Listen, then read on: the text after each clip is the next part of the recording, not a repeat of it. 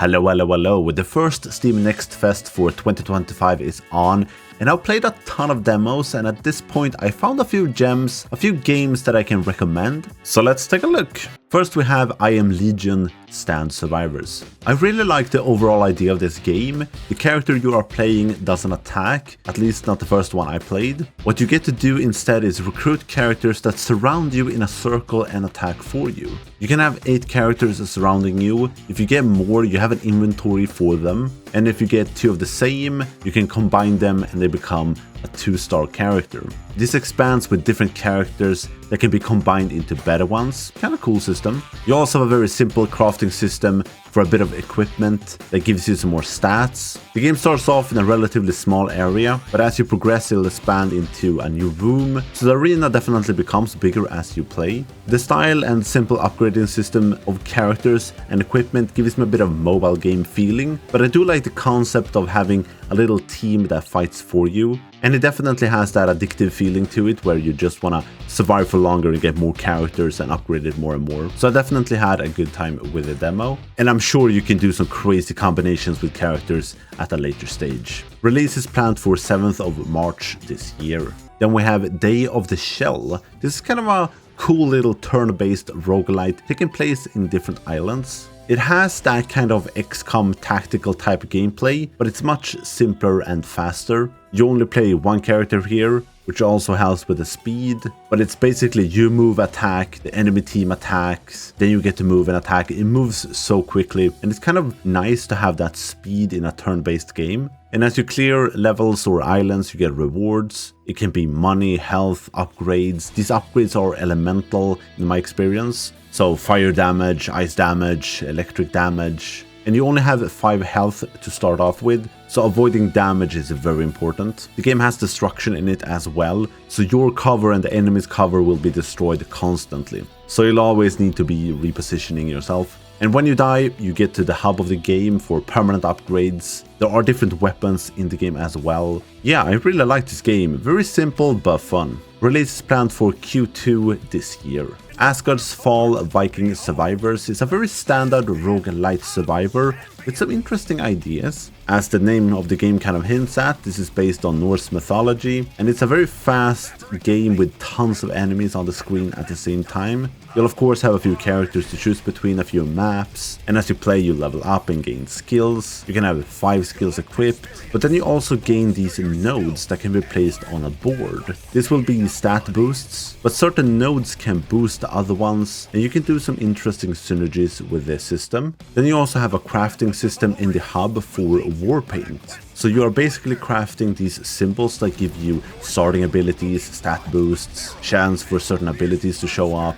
And these symbols comes in different shapes and sizes, and you have to fit them onto a board for it to take effect. I like these systems, it's a nice addition to the game. The game overall feels a bit laggy or like it's stuttering. Hopefully that can be fixed. And other than that, I had a pretty good time with the game.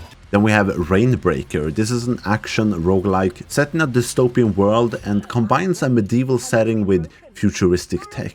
I kind of love this combination actually. The structure of the game mimics Hades a lot, with rooms to clear and bosses popping up from time to time. And as you play you obviously gain upgrades, and you have this kind of lance that you're using. You can also use your fists. So at least in the demo it's very focused on melee, and the lance has like a charging ability, and then you can put it down in the ground and it starts shooting. The gameplay is very fast and feels responsive. I do like the color palette of the game, but it makes it a bit hard to see what is happening at all times. It's a bit chaotic with the colors they have chosen, or it's just that the animations are a bit too flashy and big. Other than that, I like the game. The story was okay, I didn't really get too excited by it, but hopefully the full version might introduce it a bit better to you. Release is planned for 18th of March, so very soon. Nordhold is a city builder slash tower defense game slash roguelite. It's an interesting mix and splits the game into kind of 3 phases. You have the building phase where you build out your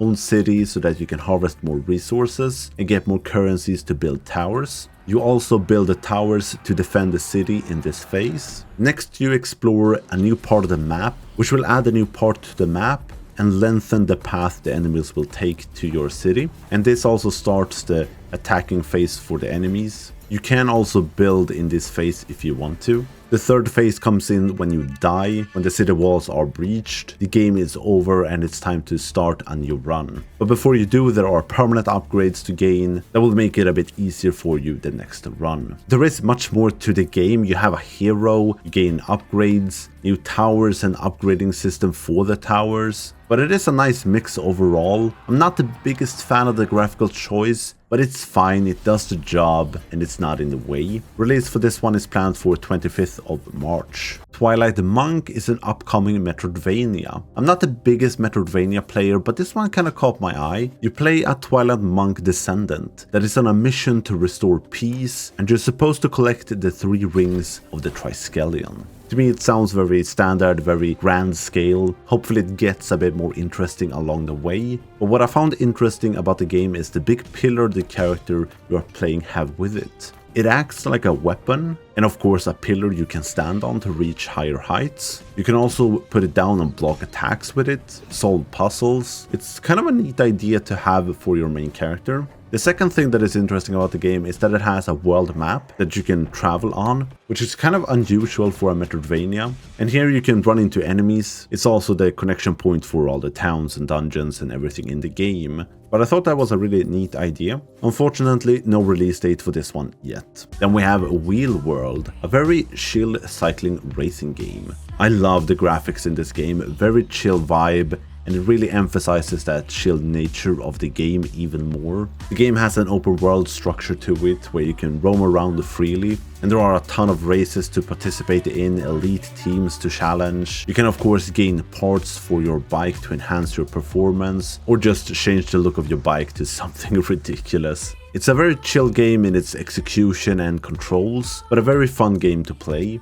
There is of course a story about saving the world. It feels a bit over the top of what the game kind of is, but it at least has a narrative that pushes you forward in the game. That's always a good thing. Release is planned for this year, no exact date yet. Then we have SHOOPER Nova, a fun and interesting tower defense / roguelite game. You are the circular fortress in the middle of the arena, shooting outwards against the encroaching enemies. The fun and interesting part of the game comes between each wave of enemies. Here you can buy new weapons and upgrades. There are 4 to choose between you can refresh as well. But the weapons and buffs comes in different sizes, and your circular fortress has a limit on slots, so you can't equip everything. I, for example, used 2 shotguns, one in the front and one on the opposite side, and they took up 3 slots each. Then I filled out the rest with buffs for the shotguns.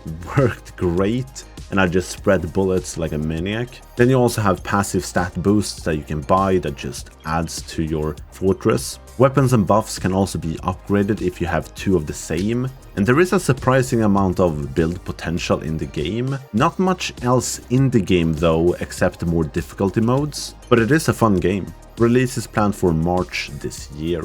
These were the games I found during all the demos I played that I thought were worth mentioning and recommending. I hope you found a few that interest you. Thank you so much for watching, have a great day, and I'll see you in the next one. Bye!